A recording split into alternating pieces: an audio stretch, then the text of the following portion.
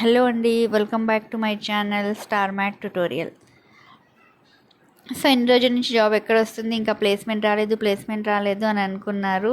So BC వెల్ఫేర్లో అయితే TGT, PGT, JL, DL వాళ్ళకి place allotment అయితే జరిగింది. సోషల్ వెల్ఫేర్లో కూడా పీజీటీ అండ్ జేఎల్ వాళ్ళకి ప్లేస్ అలాట్మెంట్ జరిగింది. రిమైనింగ్ సొసైటీస్లో కూడా అలాట్మెంట్ అనేది ఈ 2-3 డేస్లో కంప్లీట్ కావడానికి ఛాయిస్ ఉంది. సో కొంతమంది వచ్చిన ప్లేస్తో అయితే సాటిస్ఫైడ్గా లేరు, ఎందుకంటే వాళ్ళు ఉన్న ప్లేస్కి చాలా లాంగ్ అవుతుంది. అప్ అండ్ డౌన్కి కూడా చాలా ఇబ్బంది అవుతుంది. అంటే వచ్చిన ప్లేస్ అనేది 200 నుంచి 300 కిలోమీటర్స్ జర్నీ, అసలు వాళ్ళకి సంబంధం లేని ప్లేస్, అసలు వాళ్ళు లైఫ్లో వినని ప్లేసెస్ అని వచ్చినవని చాలామంది టెన్షన్ పడుతున్నారు. సో ఈ వీడియోలో నేను చాలామంది నాకు ఇన్స్టాగ్రామ్లో డిఎం చేశారండి, అసలు మ్యూచువల్ ట్రాన్స్ఫర్ అంటే ఏంటి, మ్యూచువల్గా అండర్స్టాండింగ్లో వెళ్ళడానికి చాయిస్ ఉండిందా, సో దీనికి ఎవరు ఎలిజిబుల్, దీనివల్ల ప్రాన్స్ అండ్ క్రాన్స్ ఏంటి అనేది. సో వీడియో కనుక నచ్చినట్టయితే మీరు లైక్ అండ్ షేర్ చేయడం అస్సలు మర్చిపోకండి. అసలు మ్యూచువల్ ట్రాన్స్ఫర్ అంటే ఏంటనేది నేను ఒక చిన్న ఎగ్జాంపుల్ తీసుకొని చెప్తానండి. ఫర్ ఎగ్జాంపుల్ నాది సూర్యాపేట డిస్ట్రిక్ట్ అండి. ఇంకో సమ్ ఎక్స్ అనే క్యాండిడేట్కి తనది మహబూబ్ నగర్. అయితే నాకు ఈ అలాట్మెంట్లో మల్టీ జోనల్ పోస్టులు నాకు మహబూబ్ నగర్లో ప్లేస్ వచ్చింది, అక్కడ ఉన్న ఒక పర్సన్కి సూర్యాపేటలో జాబ్ వచ్చింది. సో మేమిద్దరము మ్యూచువల్ అండర్స్టాండింగ్ మీద హెడ్ ఆఫీస్కి వెళ్తాము.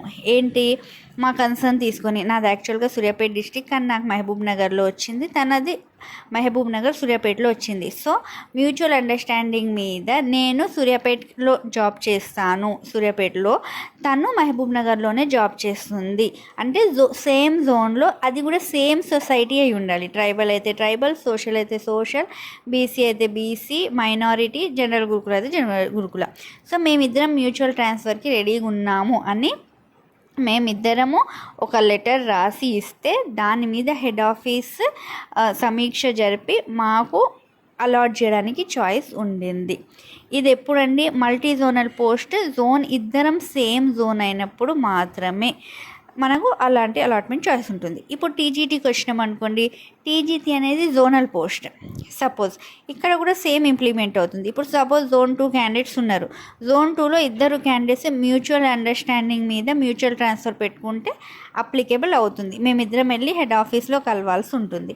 లేదు, జోన్ 2 క్యాండిడేట్, జోన్ 3 క్యాండిడేట్, ఇట్లా చాలామందికి జరిగినాయండి, నాన్ లోకల్ కింద వచ్చినవి.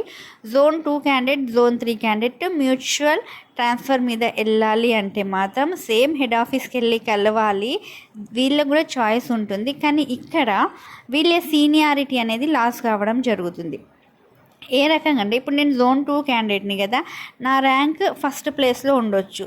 సో నేను అక్కడికి వెళ్తే నా ర్యాంక్ తారుమారు కావడానికి చాయిస్ ఉంది. నేను జోన్ 2 నుంచి జోన్ 3కి వెళ్తే నా ర్యాంక్, నా సీనియారిటీ అనేది కొంచెం అప్ అండ్ డౌన్ కావడానికి చాయిస్ ఉంది. సో ఇలాంటి ఫెసిలిటీ అయితే ఒకటి ఉండిందండి. 2019 నుంచి ఉండి 2018 రిక్రూట్మెంట్లో కూడా ఇచ్చారు. సో మీలో కనుక ఎవరికైనా ఇలాంటి కన్సర్న్స్ ఉంటే మనకు లిస్ట్ వస్తుంది కదండి, ఎవరికి ఎక్కడ ప్లేస్ వచ్చిందని, దాంట్లో కాంటాక్ట్ నెంబర్ ఉంటుంది. కొన్ని సొసైటీస్ అయితే ఇప్పుడు ట్రైబల్ వెల్ఫేర్ అయితే డిఆర్స్ లిస్ట్ అనేది డైరెక్ట్గా పెట్టారు, direct recruited list. JL and DL అనేది రిలీజ్ కావడం జరిగింది, పీజీటీ అండ్ టీజీటీ అయితే ఇవ్వలేదు. సో అలా వాళ్ళు ఎవరైనా ఉంటే మీరు కాంటాక్ట్ అయ్యి వాళ్ళని మ్యూచువల్ ట్రాన్స్ఫర్ కింద పెట్టుకోవడానికి చాయిస్ ఉండిందండి.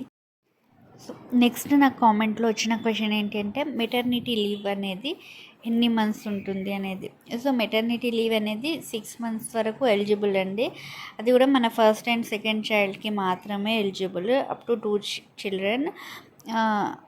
మెటర్నిటీ లీవ్ అనేది మనము థర్డ్ ట్రైమినిస్టర్ తర్వాత ఎప్పుడైనా పెట్టుకోవచ్చు. థర్డ్ ట్రైమినిస్టర్ తగిలాక అప్ టు 6 months అనేది మెటర్నిటీ లీవ్ ఉంటుంది. నెక్స్ట్ ఏంటంటే, ఆఫ్టర్ మెటర్నిటీ మళ్ళీ మీరు జాయిన్ అయ్యాక కూడా మీకు అప్ టు 1 year వరకు నైట్ స్టేస్ అయితే ఉండవండి. ఫీడింగ్ మదర్కి నైట్ స్టేస్ ఉండవు, నైట్ డ్యూటీస్ ఉంటాయి. అంటే 7 to 9 అనే డ్యూటీ ఉంటుంది, అండ్ కానీ స్టే అనేది ఉండదు. మీరు బర్త్ సర్టిఫికేట్ని ప్రొడ్యూస్ చేయాల్సి ఉంటుంది. అప్ టు 1 year స్టేస్ ఉండవు. విత్ శాలరీ అండి, with full salary, with all allowances అనేది మీకు 180 డేస్ అంటే 6 మంత్స్ వరకు మెటర్నిటీ లీవ్ ఉంటుంది. నెక్స్ట్ చైల్డ్ కేర్ లీవ్స్ గురించి అండి. చైల్డ్ కేర్ లీవ్స్ మనకు 18 ఇయర్స్, మన పిల్లలకు 18 ఇయర్స్ వచ్చే వరకు మనం ఓవరాల్ సర్వీస్లో 90 డేస్ చైల్డ్ కేర్ లీవ్ అయితే ఉండబోతుంది. ఈ చైల్డ్ కేర్ లీవ్ని ఒక్కసారి 15 డేస్ పెట్టుకోవచ్చు. అంటే మీరు లాంగ్ గ్యాప్ పెట్టుకోవాలనుకోండి, 15 డేస్ పెట్టుకున్న తర్వాత మళ్ళీ మధ్యలో రిపోర్ట్ చేసి 1 or 2 డేస్ మళ్ళీ 15 డేస్ పెట్టుకోవచ్చు. సో ఇది ఓవరాల్ సర్వీస్ మొత్తంలో మనకు 90 డేస్ చైల్డ్ కేర్ లీవ్ అయితే ఉండబోతుందండి. సో ఇదండి వీడియో. మీకు ఇంకేమైనా డౌట్స్ ఉన్నాయి సర్వీస్ గురించి అంటే నాకు కామెంట్లో తెలియజేయండి. వీడియో కనుక నచ్చినట్లయితే లైక్ అండ్ షేర్ చేయడం అస్సలు మర్చిపోకండి.